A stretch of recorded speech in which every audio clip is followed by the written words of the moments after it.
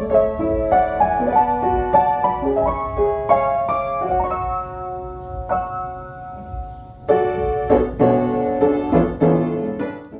sa matagusa.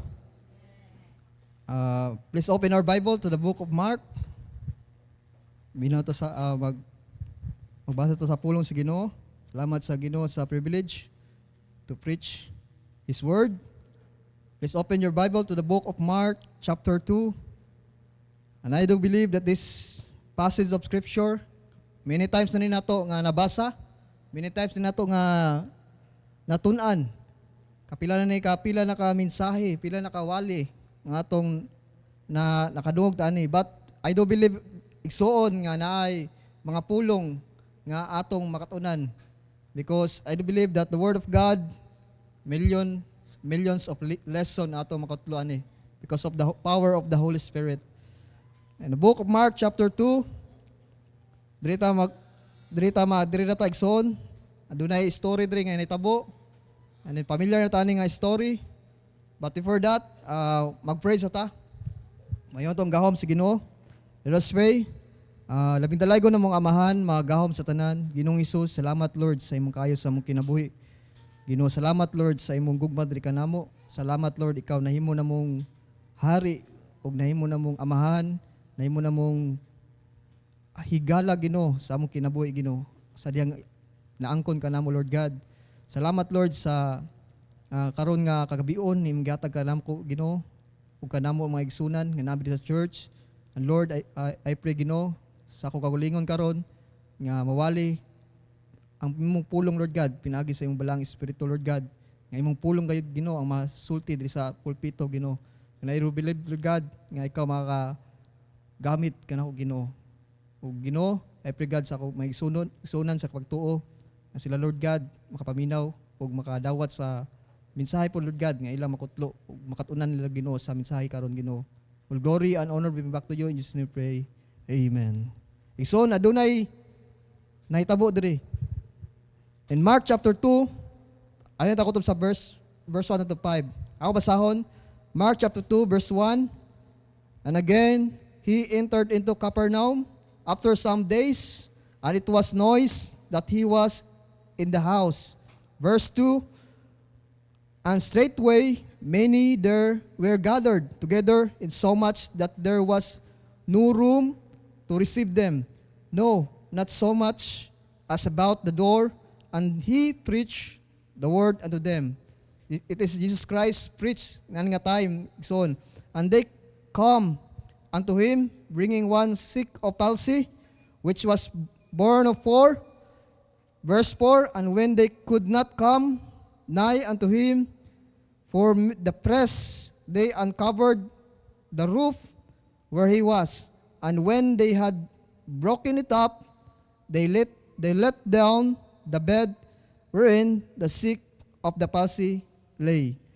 When Jesus saw their faith, he said unto the sick of the palsy, Son, thy sins be forgiven thee.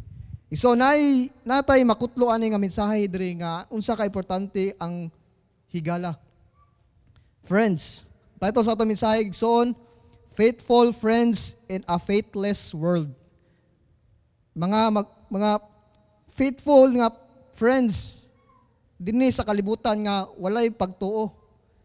Unya igsoon as I learn this passage igsoon, asa nako makita ang mga faithful friends nasa church.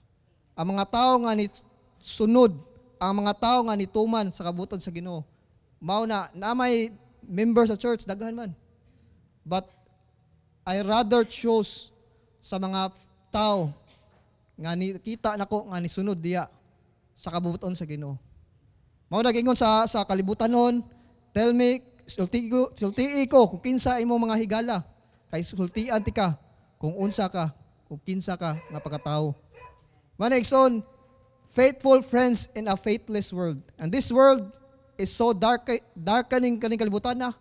Napuno sa kangit-ngit because the prince of the earth, the prince and the power of this world igsoon naglutaw ra diri.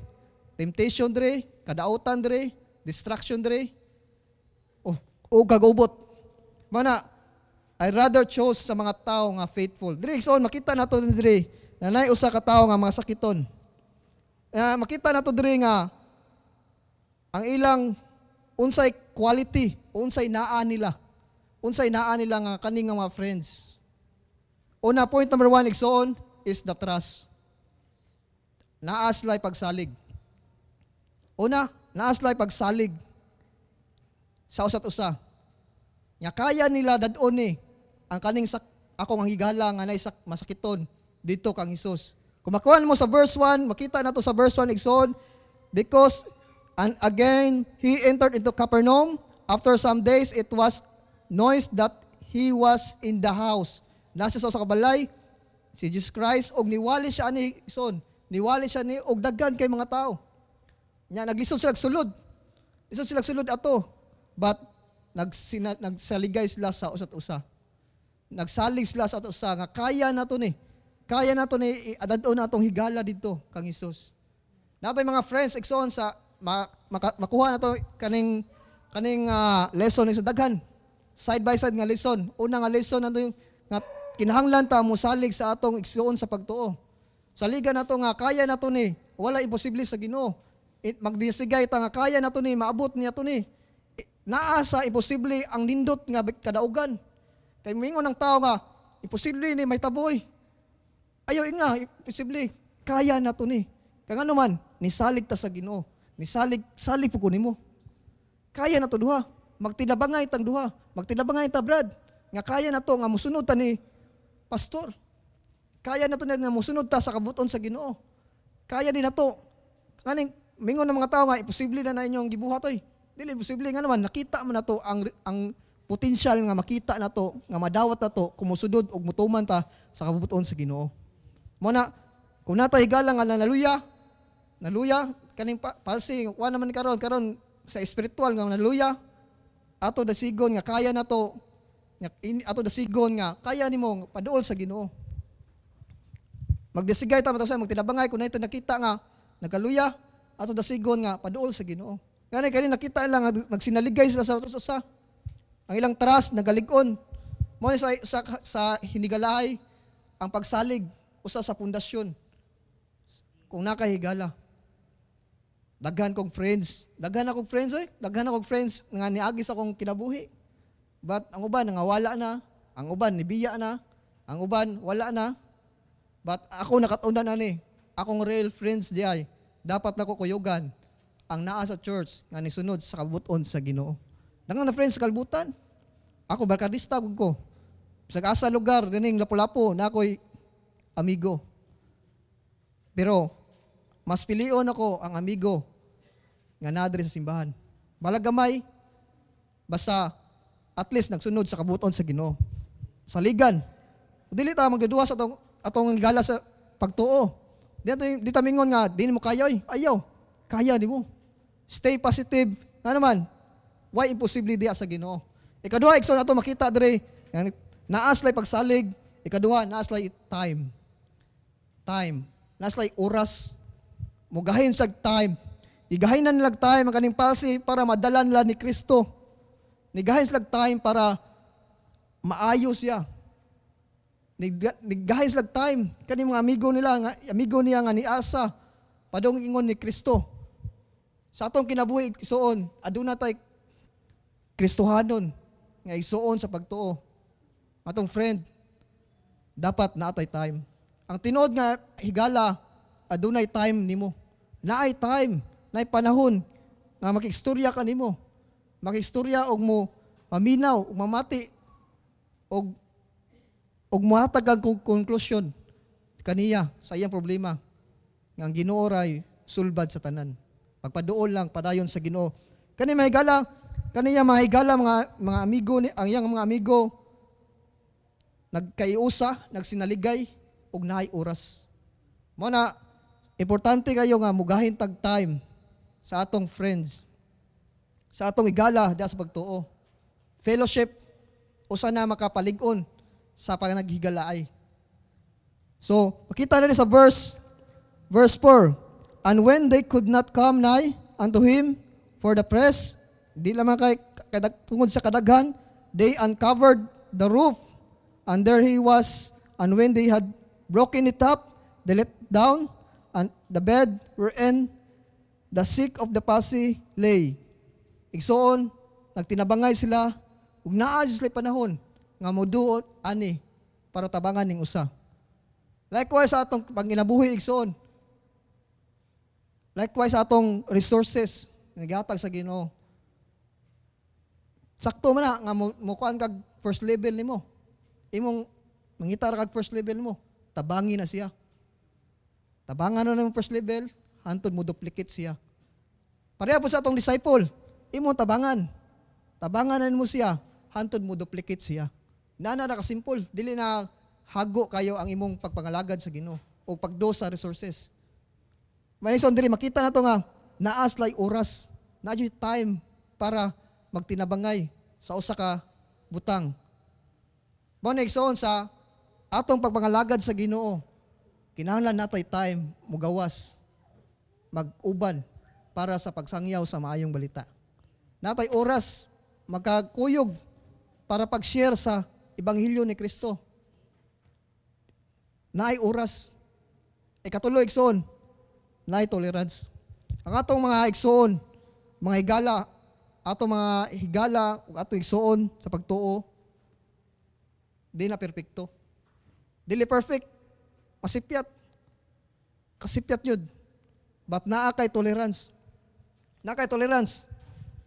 Mapasaylo nimo siya. Nga naman, masipyat man yun. Naman yun ay mulugsot nga kasipyatan sa kinabuhi. Naman yun ay mulugsot. Dili man perfect.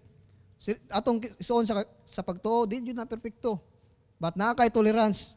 Naa kay lalom nga pagpanabot para magpabilin o magpadayon ang inyong paghigalaay. Muna, naay trust, og naay time, og naay tolerance. Makita na to diri, grabe ilang pagkahigalaay. Anaw igsoon, adunay usa ka persona ang Ginoo. Aduna siya'y pagsalig na to, nga kaya nimo. Naa siya'y oras kanunay para kanimo. Og naa siya'y tolerance dili kanato. Kung wala siya ani, dili siya perpekto ang Ginoo. But perfect mo siya. Na siya time sa imong panahon, sa imong ka-down, kaubos, andunay time ang Ginoo. Kinsa day imong gisampit day, ang yawa day sa diyang na down ka, ang Ginoo. So naay time ang ganunay ang Ginoo. Bisan pa man sa imong pagkatao, hangtod karon, naay time ang Ginoo sa imong kinabuhi. Ang Ginoo dili lang nato hari. Dili lang siya usa ka persona nga tawgo na to. Dili. Usa siya kahigala na to. Usa siya ka friend nga anda mo tambag na to. Siya ang pinaka-perfect nga tao o persona nga atong duulan sa dihang naatay mga struggles o nagalisod ta sa atong kinabuhi. Kailangan na siya time, na siya pagsalig na to, na po siya tolerance na to. Mana mo, sa dihang masayop ta, ang Ginoo jud mupasaylo kanato, musabot na to, o mupikpik na to, nga padayon anak, ano man, kaya na nimo. Mana, kani nga lesson, nakita nako nga ilang friend, ligon, this world is, wala jud, napuno sa kangitngit. Now, pilia ang imong higala, kinsa imong higalaon. Na mga higala nga ni palayo, nagpalayo, ay agukra. Pasagdi sila sa ilang kinabuhi. Kay moabot ng panahon, masulagmak o maani ra jud nila ang ilang pagpalayo.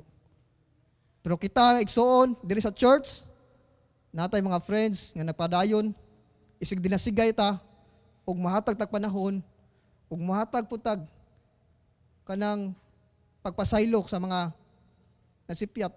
Kay mugawas mo yun ang mga kanang mga siwil ang mga kanang kinaiya ba. So mao na igsoon, dunay trust, nay time, nay tolerance, amay gala. So diri sa church, bless kayo nga natas church, ug nakaangkon ta sa kaluwasan ug naa ta sa body of Christ. Ug salamat na natay sakto nga doktrina. Sakto nga destinasyon which is the heaven. Sakto ug lig-on nga pulong nga atong makuptan igsoon. So let us pray. Labing dalaygon na mga amahan, gamahanan sa tanan, Ginoo. Salamat Lord sa imong kaayo sa imong kinabuhi. Lord God, sa kalibutan Ginoo, daghan kay mga friends Ginoo nga among na experience o among na sinati sa among kinabuhi. Daghan kami mahigala nga ni come and go sa among kinabuhi. Daghan kay mga higala na mo Lord God nga nibiya og wala na og kami gitalikdan. Daghan mga higala nga nilibak sa amua, niluyo, ni backbite Lord God. Apan ikaw ang among higala nga nisabot ka namo og nigahin namo og oras og ni naa kay pagsalig ka namo Lord. Nga kaya namo Lord God ang imong gipabuhat ka namo. Nga wala imposible di Lord God sa mga butang nga imong gipakita sa amua sa unahan Lord God nga mga nindot nga mga promesa nga imong gisaad ka namo Lord God. Kung mosunod lang mi nimo o moobey ka nimo Lord God, adunay mga nindot nga mga panalangin nga umaabot Ginoo kung kami magpadayon pabilin dia kanimo. Kay Ginoo, ikaw among hari, ikaw among Dios, ikaw among friend Ginoo sa kanunay Ginoo Lord God. Lord God, sa among maigsoon sa pagtuo Lord God, nga pilion din namo Lord God ang mga tao nga nisunod diya kanimo. O magpilion namo Ginoo nga ang mga tao nga naay pagtuo diya kanimo Lord God.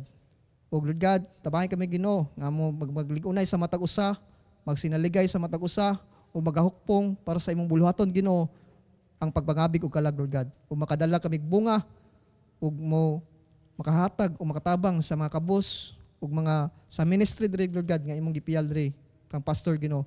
Salamat Lord sa imong gugma kanamo ug salamat sa imong kaayo sa among kinabuhi. Dong himaya mo ibalik kanimo sa ngalan ni Jesus. Amen.